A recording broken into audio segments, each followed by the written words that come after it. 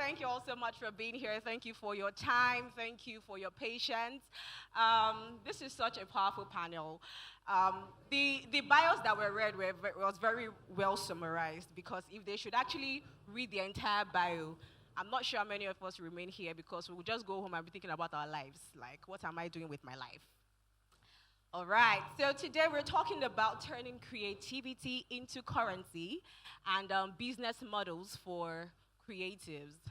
Now, we know that as creatives, people tend to see creatives as unserious people. And that's not true. Is that true? Are we unserious? Are you an unserious person? Absolutely not. However, I think the reason why there is that misconception is because we tend to do things out of the box. And when people see us doing things out of the box, they assume we do not have strategies, we do not have like a proper work plan, a proper workflow, and that is not true. So today we're here to actually discuss that in detail and help us be better as creatives, how to monetize our creativity, how to turn our talents into currency, something that actually works for us financially. And I have with me Waka Waka Dr. Taiwo Adeyemi, the beautiful TMT by Lying Car, and Dakbo Ayo Adeosi. Welcome and thank you for joining me today on the panel. Whew, you guys are intimidating me. Okay, so I'm just going to start with something quite simple, something quite general. So I want us to talk about the value of creativity in business, and I'm going to start with you, Taiwo. And for those who don't know Taiwo, how many of us know the beautiful and talented actress Nsekwe? How many of us know her? How many of us know the Guinness World Record holder, Tunde Onokoya? So this man here is the one who pushes them and propels them to be better. He's their talent manager. The brains, they are brains, though, don't get me wrong, but the brains behind those beautiful talents. So I think he deserves a round of applause. Please give him a round of applause. You know easy do All right, so Taiwo, how would you define the value of creativity in your industry? Well, why did you start with me now? So I think that it's a very interesting question. Good evening, everybody. I personally have morphed from being a creative person to a businessman, right? And I think it was initially a challenging pivot for me, because you know when you spend all your life being a creative person and you're thrown in situations where the creative people now need you to help them figure out their business out, right? So I think that position actually makes me understand this a bit differently, and I think that creative people are very special kind of people, and Absolutely. they're, for lack of a better word, they're out of the world. So if we were alive when the Roman Empire and the Persian Empire existed, maybe creative people would have been gods, right? But what that means is that there's also like a big amount of excess that comes from that creativity. So which means that if you see a genius, if you see somebody who is really smart or really amazing at what they create, most of them always have an imbalance, right? It's either, they have like an uncontrollable habit, or they have ADHD, or they have, there's always something that creative people always battle with, right? That's why they need the help. That's why they need somebody else to help them actually recognize the value of what they carry. So I will never even tell creative people to believe in their own value, because it's almost an impossible task. In my experience working with highly creative and talented people, you realize that some of your favorite people in the world are actually very, very insecure. They actually don't believe that they are that talented. They actually don't believe that they can sell out a hall. They don't believe. So there was a time I was doing some work for a legendary musician in this country, and there was supposed to be a Christmas event, and maybe the hall was this big. And we're like, oh sure, this is the ticket price, you are going to sell it out, it's you now. And there was a big pushback from this person who the world loves, and doubting that I could actually sell out a 200-seater. So it made me realize that imposter syndrome is not a respecter of anybody, Right. right? So creative people definitely need reminders from everybody around them, from their managers, from their friends, from their family, to show them that, okay, they are actually really valuable, and pay them their worth, give them words of affirmation, and let them know that without them, the world doesn't go around. Did you guys catch that? Without you, without the creatives, the world doesn't actually go around. Did you catch that? All right. Okay, so now this is for you, TMT. So we're going to talk about converting your passion into profit. And so we know that many creatives actually struggle to turn their passion into a profitable business or a profitable venture. We also know that not all passions should be turned into a profitable venture, right? But what would you advise? What advice would you give to someone who wants to actually monetize their talent without losing their authentic voice? Their authentic voice, their authenticity.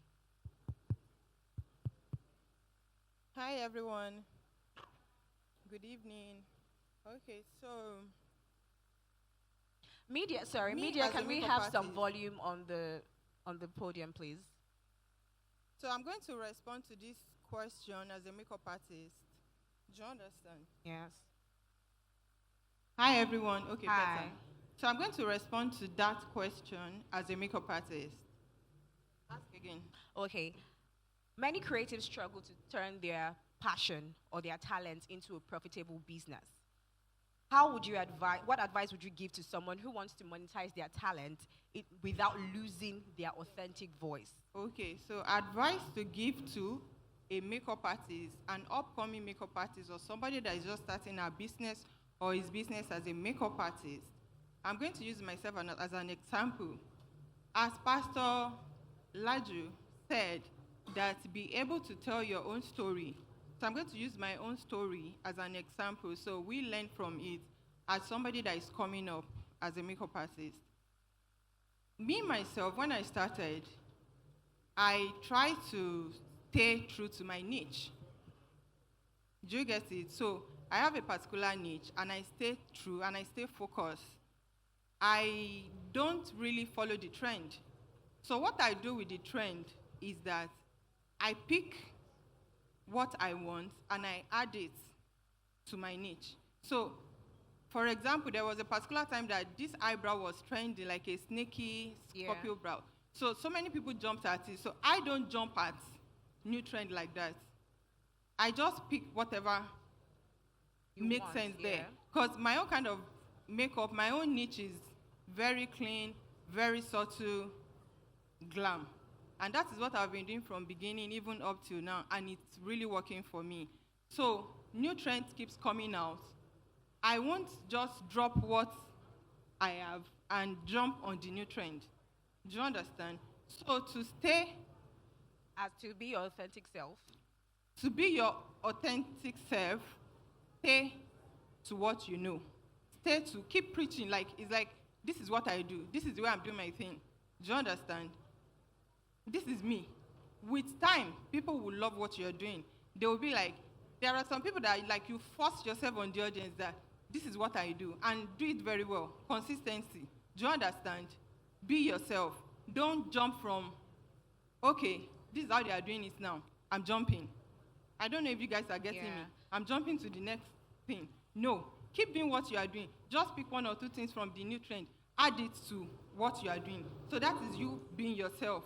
You're not changing that, oh my God, this wig, no. I want to look like Ayo. Do you understand? Yeah. Okay, this way I can make it straight. Ayo is wearing straight wig. Do you understand? This is me. I like long wig, whether wavy or Straight. straight. So this is me being myself. I'm not saying, oh, Ayo looks good with the short hair. Do you get my point? So as a makeup artist that is just starting his or her business, Stay true to yourself. stay true to yourself. Pick a niche and stay true to that. New trend comes out. Pick whatever you love there that is subtle, that is natural.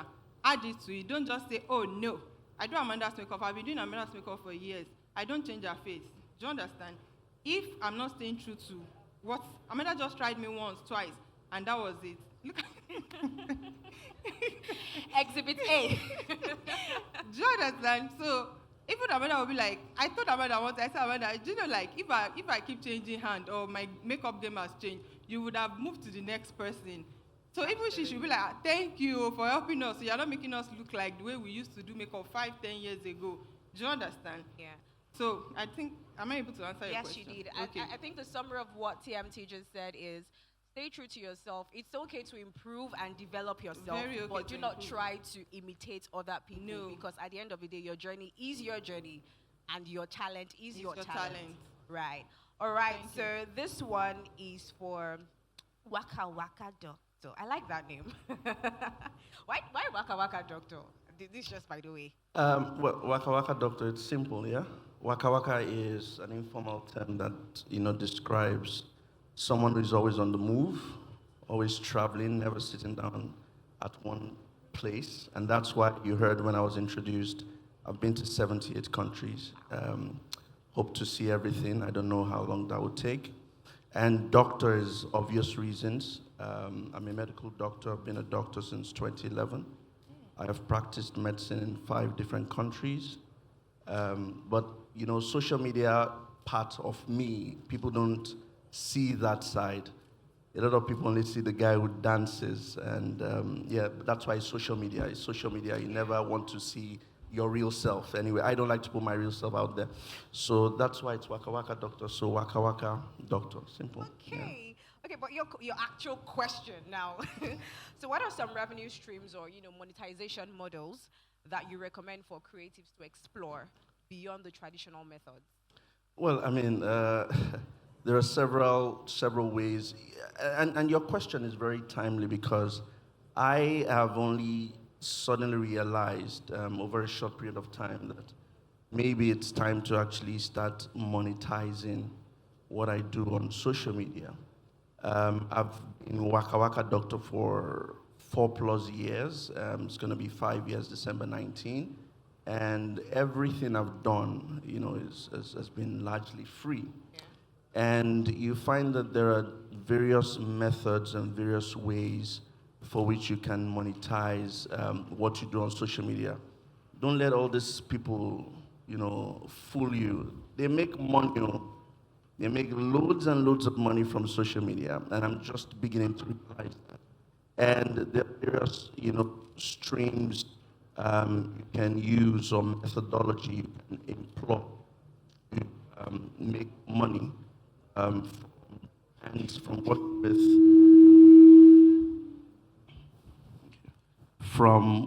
now this is too loud. From working with brands to products. Okay, you can create products for yourselves, write books, audio tapes, whatever it is. Sell art. All right. Our spoken guy was talking about Jackman. I was just laughing. I said, "This guy is going against everything I talk about." But that's a debate. That's a debate for another time. But there are several things you can be a speaker. You can if you speak, you can speak.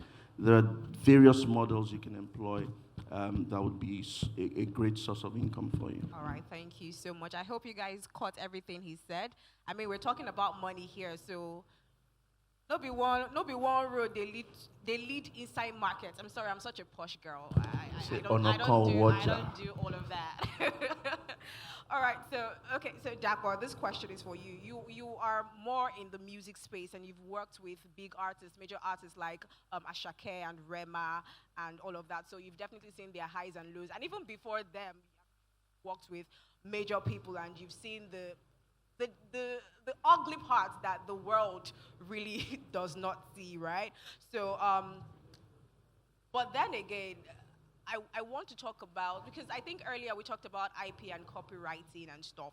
So I want to talk about how brands and partnerships kind of like help these artists, because sometimes you go into some kind of collaborations, some kind of partnerships, and you realize that this doesn't align with my values. But then again, the money is maybe good, the visibility might be really good, and so how can they balance this so that, like I asked TMT, so they don't lose themselves in the process? Because we find out that a lot of times we have a perception of someone, and then suddenly they blow and it's like it's a completely different person. What happened along the way? Good evening, everyone. Thanks for that question. Good right? evening. So in terms of branding, I mean, what you generally will hear from people like me is that your brand should reflect who you are, or whoever you work with should reflect who you are, especially when you think about it from a music point of view. When I'm dealing with artists and producers and songwriters and people like that, most especially artists, because they're the ones that are front-facing. But my first advice to them is always do whatever is authentic to you or whatever feels authentic to you. It's kind of in line with what you were saying. Do what is authentic to you, because then it just comes easy. You really don't have to work at it as much. You do have to work at it, don't get me wrong. Like, everything requires work. But like, when you're doing something that's authentic to you, then it's easier. So I'll use myself as an example. Not that I have brand deals or anything. I love cargo pants. I mean, you can probably tell, right? I don't wear jeans, I don't like jeans, right? That's just me personally. If a jean company saw this and said, oh, we like the way his pants look, and reached out to me and said they wanted to wear jeans, oh, they wanted me to represent them wearing jeans, that would be tough for me because I don't particularly like jeans, right? So every day I'm out at events or whatever work, I'm mostly in cargo pants, right? All different types, all different feels and materials. So it's always it's going to be hard because I want to be in cargo pants versus a jean company talking to me, right? Or a jeans clothing company. Now, bringing that back to artists, if you as an artist are say you're a gospel act and a condom company reaches out to you, you're not going to say because they have money we're going to do it. You gotta. And it's not always as like black and white as like, oh, I sing about Jesus and you brought condoms to me, so we're not doing it. Sometimes it's like it's on the line. And then some other times it's things that you've probably never even considered before. So I think the first thing you have to consider is your authenticity. Does it come naturally to you? Because that's what's going to sustain that thing long term, right? You look at, not to mention anyone's name, but you look at even like phone companies and the musicians that they sort of tap to be the ambassadors. You find somebody who's one of his claims or their claims to popularity in this industry is they are the richest musician, right? They're the most wealthy musician out of the country. But then they are advertising in Phoenix. It's a bit of a mismatch. Yeah. It's a great thing. Not to call him out. It's a great thing. It's money. But it's a bit of a mismatch. Now we see the same person with Mattel. Now we're talking. Infinix didn't really last long, did it? Mattel is still going. True. So it's like, you also, as much as there's a lot of money it could be a lot of money in the short term, which you might need. And to be honest, we sit up here and we say, sometimes if you put those things in front of me, I put up my hands to my artist and I say, you know what, take the money. Oh. We need it, take it. We'll figure it out. And sometimes you have to do that because, the reality of the situation you're in kind of hits. Somebody mentioned T-Pain. Everybody knows we're in a T-Pain economy now. So like, if you're putting a couple $1,000s in front of my artist that is not making that money, I'm considering it twice. But then we have to, one of the things that we then look at is, okay, cool. It's a lot of money. Is there any way we can sort of rework this to kind of fit the brand, to fit in any way, shape, or form?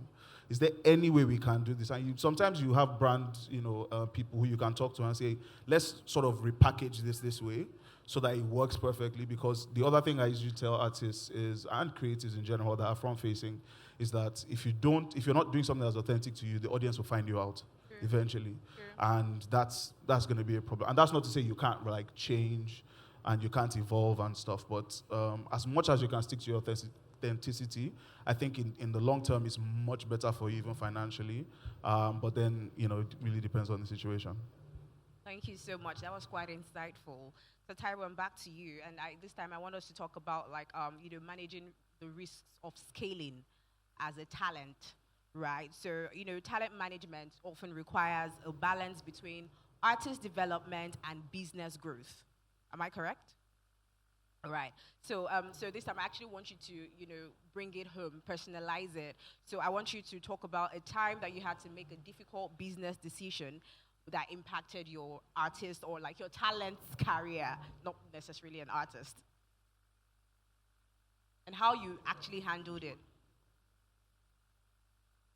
Thank you for that question. And it's similar to how brilliantly you answered that question, because I'm in that situation every time. where should I take the money for this person or is it off-brand? And to be honest, the circumstances differ. So I can't like generalize like you has rightly said. But a particular situation, which I think a lot of people here will be able to relate to it, like betting companies, right? They have the biggest cash, right? They have the biggest bank in this country. In fact, anywhere in the world. And then a betting company comes to me and says, the person they want is a humanitarian chess master, right? Somebody whose entire identity is around taking underage children and turning their lives around. And it was a big cash, right? And I saw the mail, I spoke to Tunde about it, and he said, oh, definitely no. I'm like, are you sure you did not bet on yourself? Trying to like explain it away, trying to like, find a way to tell the story. But a bad deal is a bad deal. Like no matter how much you spin it. Yeah, you can get and take the $1 million, but what will you lose? What market share will you lose? Exactly. Right? So I always just look at it from the standpoint of this money, no matter how big it is, it finishes, right? It might finish in terms of investment. So the way I look at it is, if somebody offers my clients a big sum of money, I check real estate in Lagos. If that money cannot buy 10 real estates, like properties in Lekki or VI, then there's no point now. Wow. And you look at it, like how much is a brand new G-Wagon today? Like 750 million, 800 million. And they're not even offering you up to that. I can't afford to buy so if something is worth your conscience, I can't buy a brand new G-Wagon with that money, right? It's always very tricky for me. So yeah, I think that a lot of talents need to scale. It's important, but at what cost? Right? And that question is for the talents themselves to answer. At what cost? Food for thought. It's not for me to answer. All right, so I'm back to you, Waka Waka Doctor. Now, we all know about the entire Jackpot syndrome, right? But then again, you have been traveling. You said you've traveled to how many countries now? 78 countries. And at no point did you think that, why am I coming back? I'm going somewhere, because you legit turned your passion for travel into a profitable venture. So you turned it into like a migration consultancy agency, right? So what were the steps in transforming this passion into a sustainable business? Because not all of us want to jackpot, but we want to see how we can travel to 78 countries. Well, I mean, it's okay. I know not everybody can jackpot. That's the truth. But as many as can do it, do it. One of the core principles is to have a driving force. You need to have something that drives you. And for me, maybe it's because of my background, maybe it's because of my career, but one thing someone cannot say I do not have is passion. So I put in my passion into everything that I do. It's why I became a medical doctor. It's why I went on to have a master's degree in public health. It's why I have postgraduate diploma in medical education. It's why I have a postgraduate diploma in management. It's why I'm doing another postgraduate diploma in neuroscience. So you have to you have to be passionate. You have to be passionate about. Okay, they've stopped me talking. All right. Yeah, they don't want me to talk. They really don't want me to talk. They don't want me to talk again. So you really need to be passionate about everything your hands find to do. Another thing is curiosity. Every time I'm always curious, and it's why I have tried to add more and more degrees. Not because I like book, okay? It's because I want to know more. It's why I travel. Travel is the best form of education you can have. Okay, traveling is better than sitting in the classroom. I can tell you for free. So you need to have that mind of curiosity, always wanting to learn. And the more you learn, the more you'll be better for it. Share your passion freely. Like I said when I was asked the first question, a lot of the things I've done 4 years ago up till now has been free work. But I share it, passionately. If you go on Google, on Instagram and check Waka Waka Doctor, first 10 videos you would see, 9 of them would be about me dancing. I'm not a great dancer, but I enjoy it, okay? And you probably have a conversation and be like, what is wrong with this guy always dancing? What is it dancing? Yes, let them have that conversation. When I'm there, there's a goal, all right? You probably would see me dancing. You probably would enjoy the dance and read the information that I'm passing across. And then the problem that I aim to solve is solved. So if you can share your passion, you can be curious enough, and you can have that driving force within you, I think you'll be able to, actualize what you want to happen. Okay, it's working. Yes. They didn't want me to talk. Okay, so this is the final question, and this is a general question. So I want all of us, all of you on this panel to answer in 15 seconds or less if you can, because we're way behind time. And so, where do you see the creative industry in 5 years? Everything is emerging. There's the emergence of AI. People are scared that AI is going to take their jobs and all, right? So what are the advice, or what is the advice you would give to creatives who are still emerging in an evolving industry? How can they stay grounded, and how can they scale up? I'm not going to take up to 15 seconds. I'll just stick to what she said and say, be yourself. Just be as authentic as possible. Just stay true to yourself. Don't change. Keep doing it, and the rewards will come. Thank you. Yeah, I will say, don't romanticize platforms, right? Platforms will come and go. It's TikTok now. Who knows what it will be tomorrow? Stay true to yourself, like you said, but share your story, share your journey, build in public. And if tomorrow is Threads, or tomorrow is X, or next tomorrow, it's the same consistent person that is just morphing into these different platforms. So just stay true. Yeah, I'll say be determined, then consistency, and stay true to yourself. As I explained the other time, stay true to yourself, hold on to your niche, and keep improving. Do you understand? Keep improving, keep Thank moving you. on. Don't be stagnant. That's it. Thank you. Dapo? Since you guys have spoken about the creativity, I'll speak about the business side of it.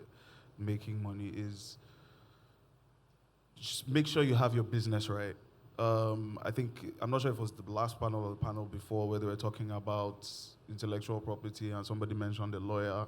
I always advise artists and producers, to be honest, which could go for all creatives, is that even before you get a manager, you need a lawyer. Even as a label executive, when an artist is talking to me, the first thing I ask them about is their lawyer. Like do you have a lawyer? Do you need a lawyer? Because even your agreement with your manager as a lawyer is going to draft it. There's many different ways to work with lawyers, but anyway, this to say that try to get the business right. I think what is going to keep us sustainable as a creative industry is making sure that we have a sustainable structure in terms of like the business and everything else that happens outside of the creativity.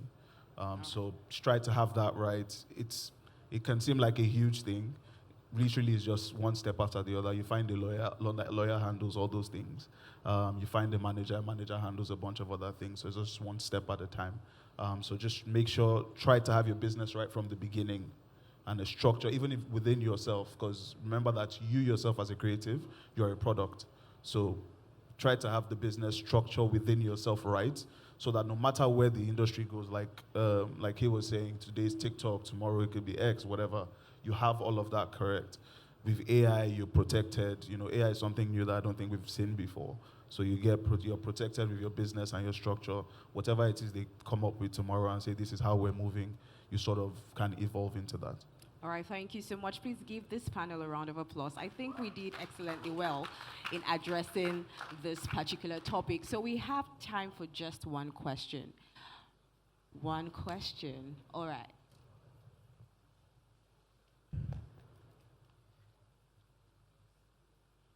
Please let us know who your question is directed at.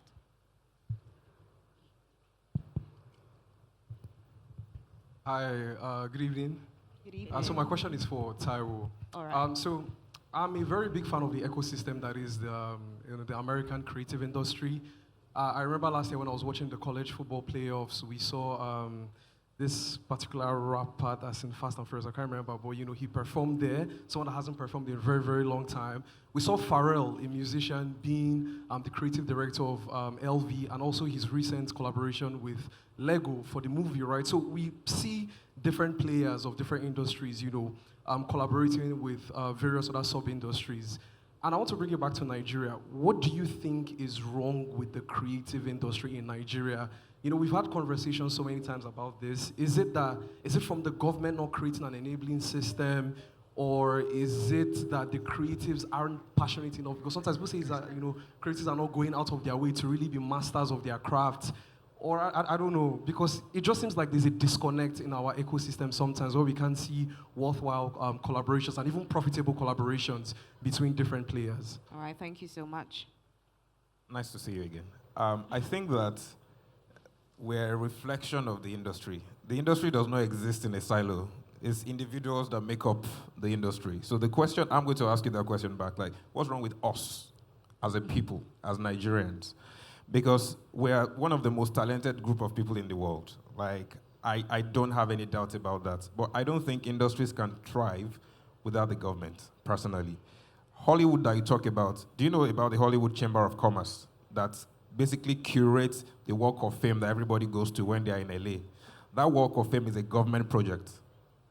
Yes, the Hollywood Chamber of Commerce is essentially what our Ministry of Trade here can be, right? K-pop is funded by the Korean government. They literally start record labels themselves. Like K-drama, same thing. So I don't think Nigeria is different. Like for this industry to really thrive, creative people need to work with the government. But I don't know how that will happen because I don't work in the government. But to your point of the ecosystem and Pharrell example, it happens here as well. I can name creative people who work in film that are now who are actors who now maybe are like MDs or directors of cinemas or distribution chains. DME, I don't know if you know DME. DME was working with Silverbird for like almost 3 years, right? So there are people who, again, it comes to do with your humility as a creative person. If you really want to morph and move into different spaces in the ecosystem, you have to be humble enough, whether the government helps you enough. So it's an individual question, not really an industry, because the industry individuals make the industry. All right, thank you so much. Please give us a round of applause once more. Thank you so much. Before you guys go, I think that since this is our final panel session, I hope you guys had a great time. Yes, I want to ask a question to this panel. It's actually my question. And the question is, I've had people backstage come to meet me. They are here to really understand. You see, this currency thing is very important. And we're in a world where creativity is now so dynamic, is now so diverse. You can say, oh, I want to be like this lady on TikTok. I want to be a robot. I want to earn money on TikTok. I want to do this on YouTube. There are so many diverse things that you can't really put a portfolio to or put an industry to. And I know that I'm not speaking for myself when I say we have a bunch of creatives that are thinking outside of the box. And now my question to everyone, is not particularly to one speaker, is how, using your personal experience, were you able to, one, stand yourself out from the crowd, especially like someone like Waka Waka Doctor, I'm traveling but I'm making money off my travels, or someone like Taiwo, I'm a talent manager, but your first talent managing job, like how were you able to say, pay me? And the person is not looking at you like, for what? And even to you, TMT as well, it's like, oh, there are many makeup artists. Why should I pay you the millions of naira? And also to you as well. So how can we talk about the money? Not just on a small scale of give me a chance, but breaking through and becoming industry greats like yourselves. Please that was a very beautiful question. Yeah. You want to clap? I'd like to think, want to clap, okay. I'd like to think everybody will probably have a different answer to this, but I think the first step is wanting to be bold and taking that bold step forward. I think that for what we do and what we want to do, it requires a lot of courage, and it also, requires you to always evolve, so to say. if you're the way you were in 1960, it's unlikely that in 2024 you'll be able to demand, what you should demand. So there should be room for evolution, always changing. I'm not saying move with the trend, like you're saying you're jumping from one thing to the other, but evolve, that people see that you're changing, you're dynamic, and then you can make demands for what you're actually worth. But the first step is actually being bold, being courageous. It's okay to think outside the box, but there's a lot of fear that comes with thinking outside the box. What if I'm not accepted? Like, think about the robot girl she's talked about. What will people say? All right, what will people say if I come out and I'm behaving, I'm doing, but that is who she is, right? I also thought about it. What will people say seeing a guy just dancing on Instagram? But that's the way I wanted to pass my message. There's a message I needed to pass, and that's how I felt people would get it more. Okay, so it's fun, it's entertaining, but there's a message inside of it. So I think the first step is being bold, being courageous, and making sure that you give space for evolution. Just to add to what you said briefly, I will say, don't joke with relationships. I think that the way I make money is people give me money, I give them value. But if you don't know the people, that's already a missing link there. So I think building strong relationships can really go a long way in making cash. Hi. Okay, so I'll still go back to what I said before.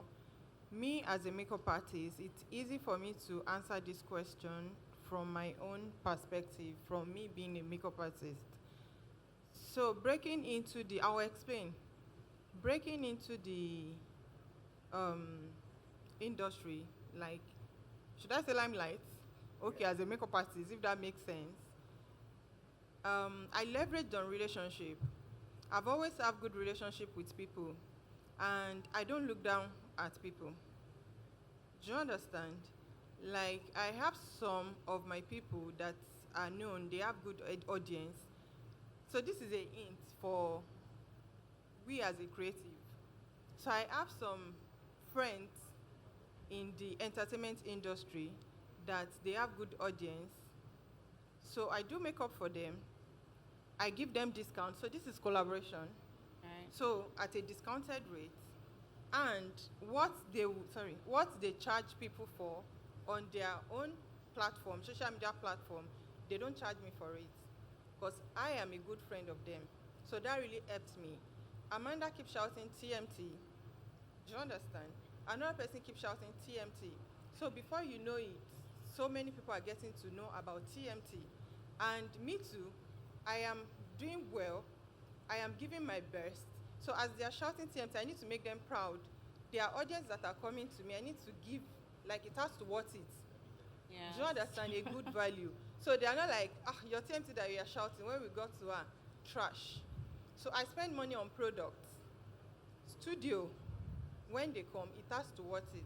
Even you yourself, packaging. You need to package yourself as a creative. You want to make money, spend money, package yourself.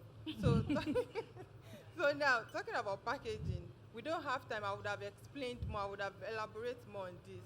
So package yourself. So as my friends in the industry that they have good, larger audience, as their people are coming, what I'm giving, what it's, oh wow, no wonder Amanda is always shouting you.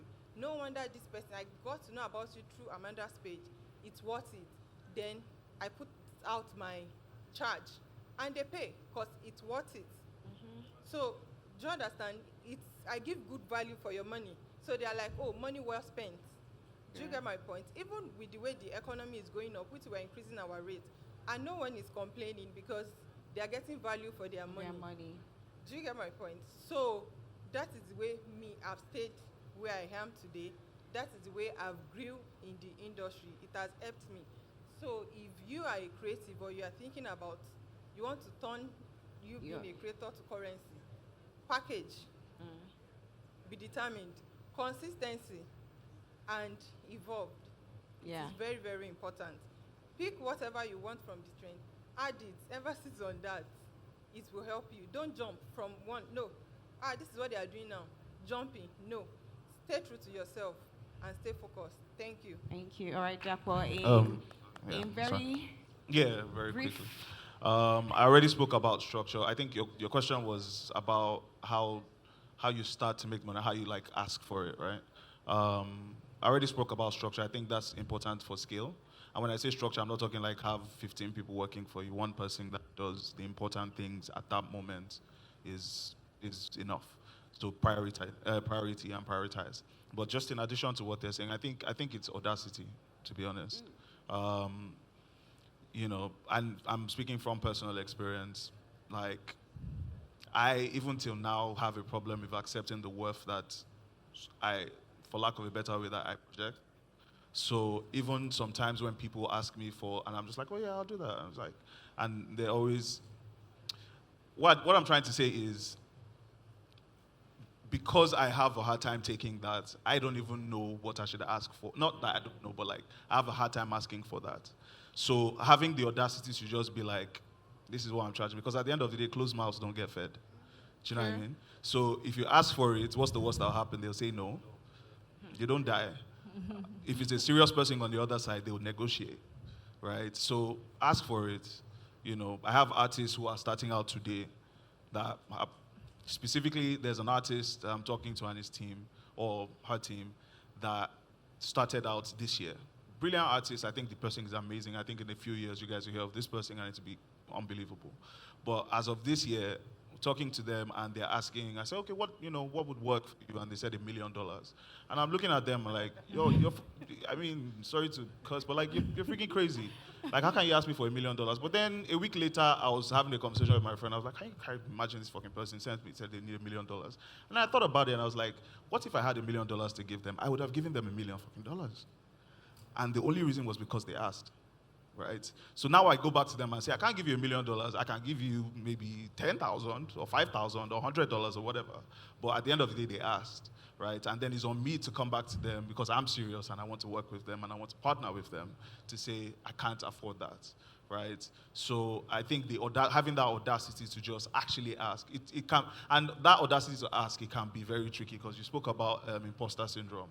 It can be very, very tricky. But at the end of the day, you're not going to die. The worst the person will say is no, and you move on with your life. Right. Thank you so much. Please, Thank you. Thank you so much.